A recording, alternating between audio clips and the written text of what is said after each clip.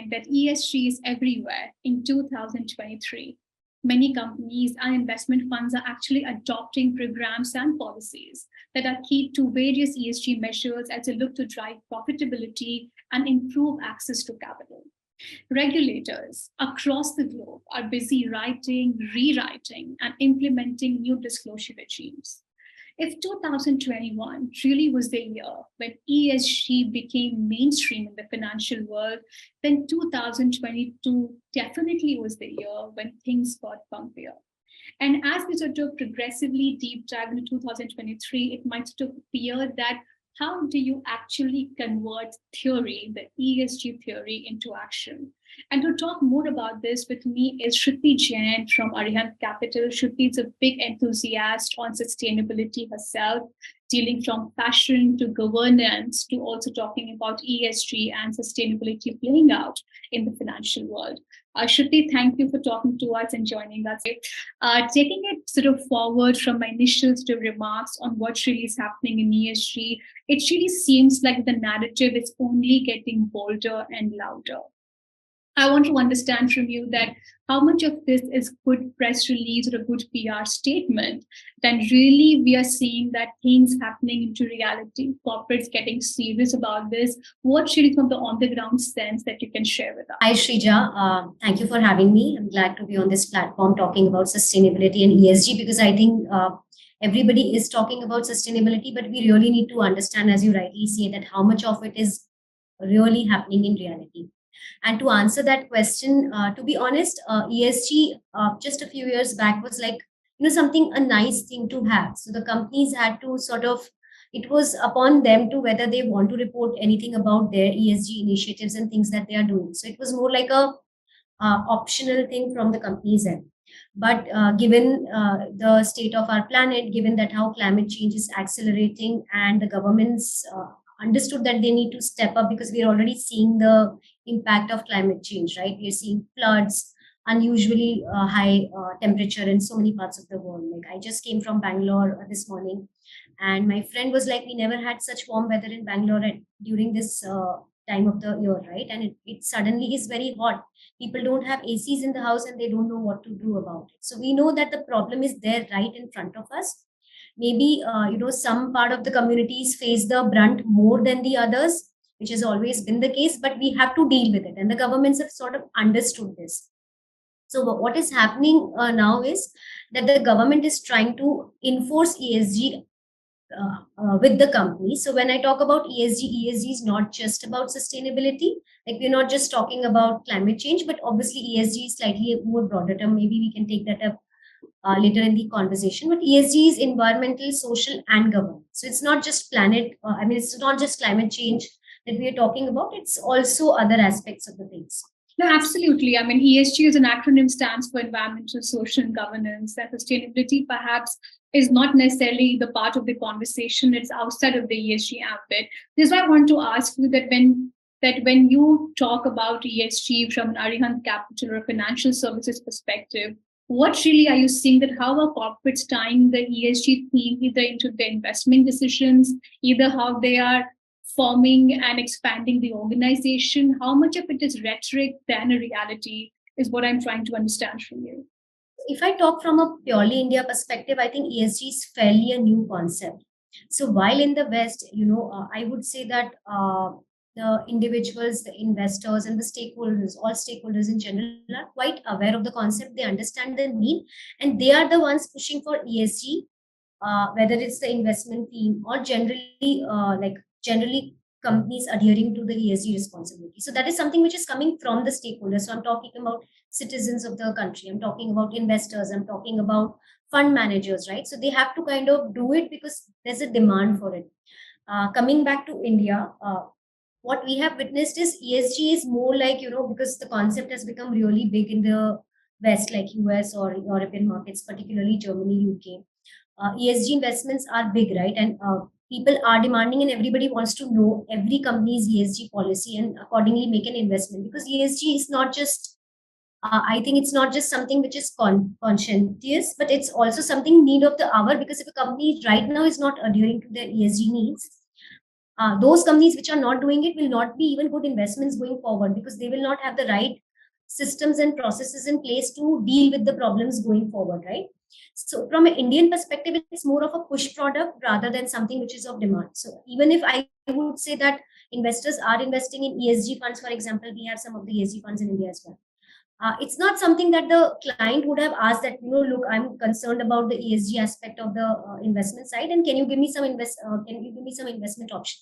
It's more like, the people selling those products to the customers are sort of pushing to them that, this is a good fund, why don't you invest in it? I'm not saying nobody's interested in ESG, but if you see from an investment perspective, the demand is not from the consumer side, it's more from, because even SEBI has stepped up when they've asked the top market cap companies to release their ESG reports. So now it's mandatory. It's no more optional for them. And this realm is going to be like, in the future, this is not something only the top companies need to do. I think every company would have to eventually report their ESG details. It is actually more of a push product rather than the demand coming organically. So can you sort of expand a little further on that? That from an Arihant Capital perspective, do you see more and more large, sophisticated institutional investors batting for ESG, and perhaps the demand really not being picked up on the retail side? Where do you see sort of the flux happening there? We've not really seen much demand from either the institutional side or the, I would say, retail side asking for ESG. It's more about the performance. So, if we take companies, for example, Infosys, they've always been a good investment. We know it's like a success story. If you would have invested a small amount a long time back, you would have become a billionaire by now. Yeah, right? yeah. Companies like Infosys have always been, talking about ESG, even if the disclosures were not mandatory. They've been talking about all these things in their reports. So these companies automatically make good investment. But it's not so that investors are asking that, tell me a list of good companies which are really adhering to the ESG and we want to invest. So we've not seen that need. But obviously, we've seen companies which have already been taking that initiative. They've been good companies and good investments for whether it's institutional or retail. So Shruti, what you are telling me is that performance till now remains to be the key driver when it comes to selection of criteria of funds. It is not necessarily ESG. It might be a good to have statement till now. It is definitely a push product. So are you also seeing temptations from companies to adhere to ESG and perhaps do some of greenwashing there? Because they perhaps sort of apply to or sort of really do a checklist and they said, okay, Shruti, look at me. I tick these boxes, and perhaps there could be temptations from promoters or some management to get into a more ESG compliant list. And how do you deal with some of those temptations?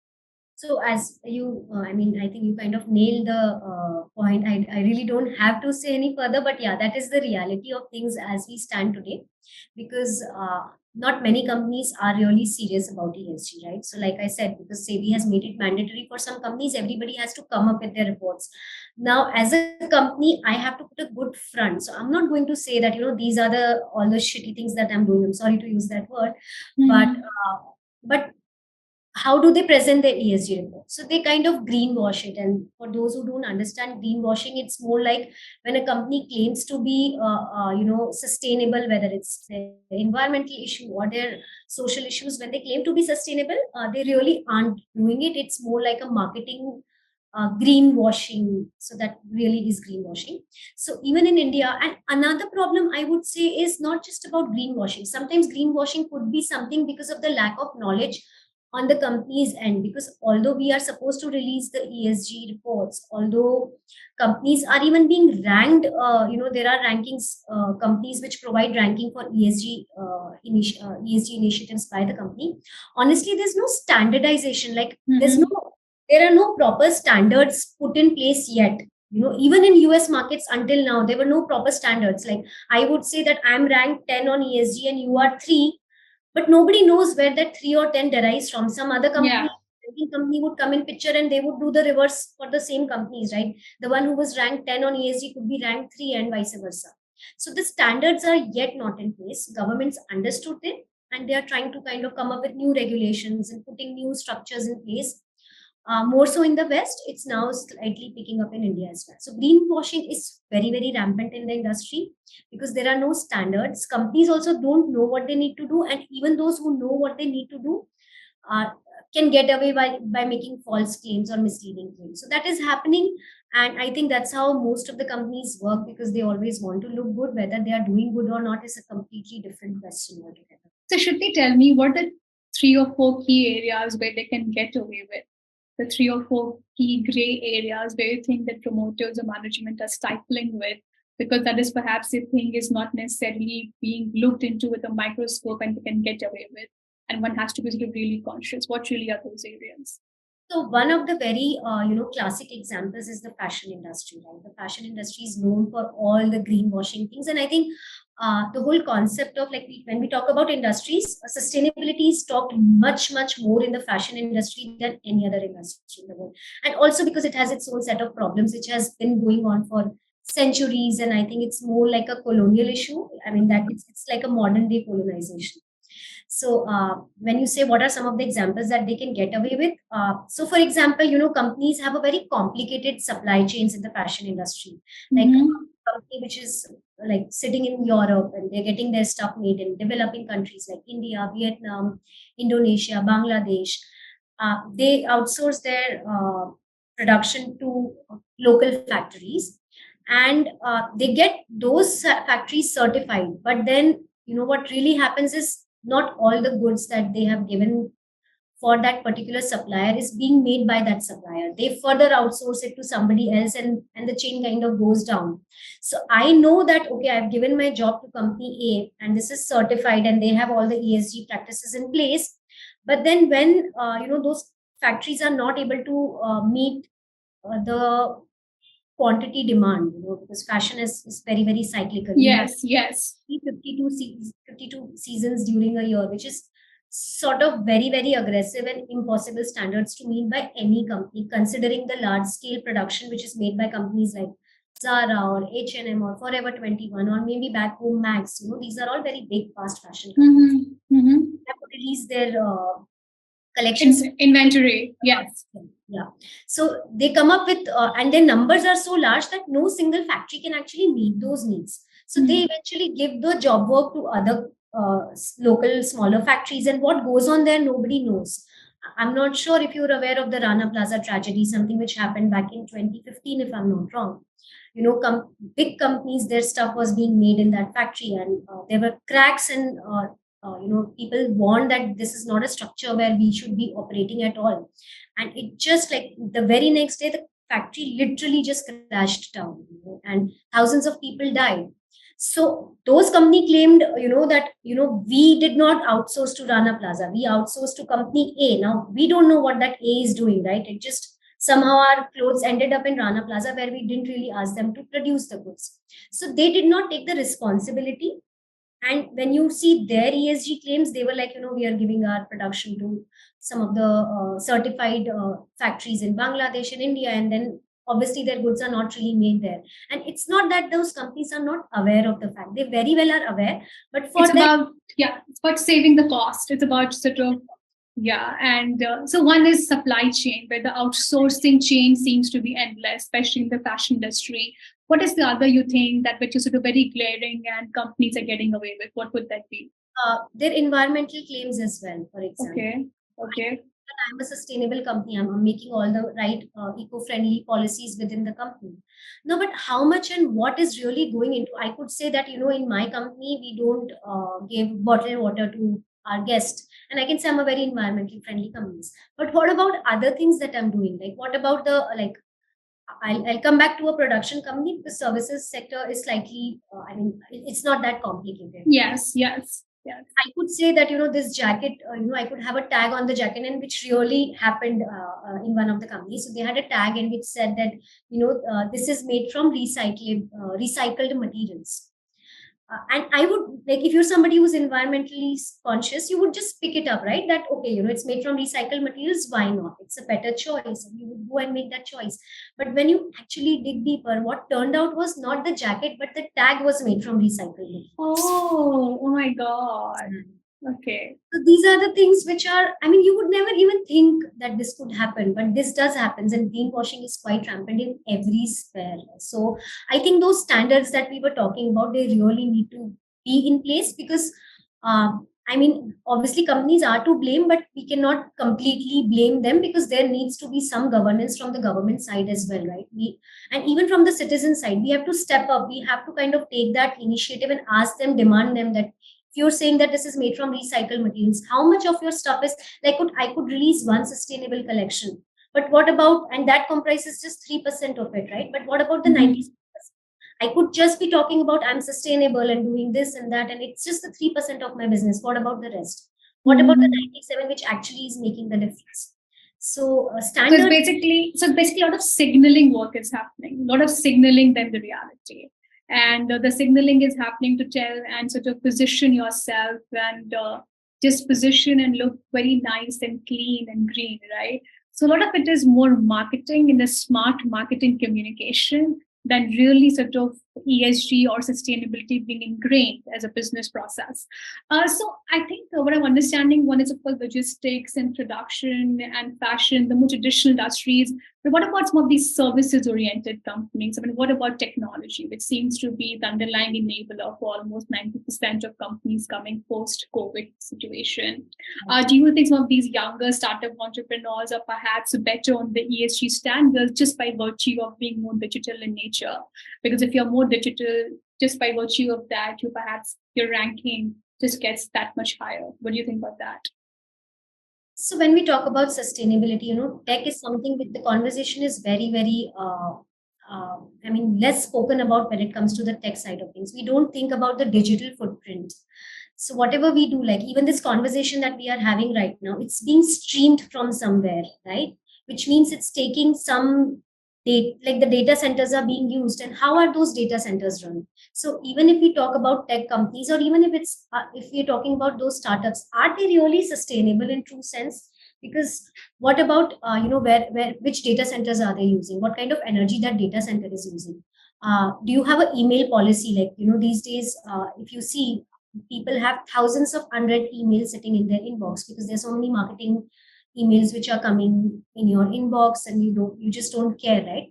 But that is like a space which is being taken up by the data centers where each email is there. So are the companies, if the companies are really serious, are they really taking care of their digital footprint in that sense?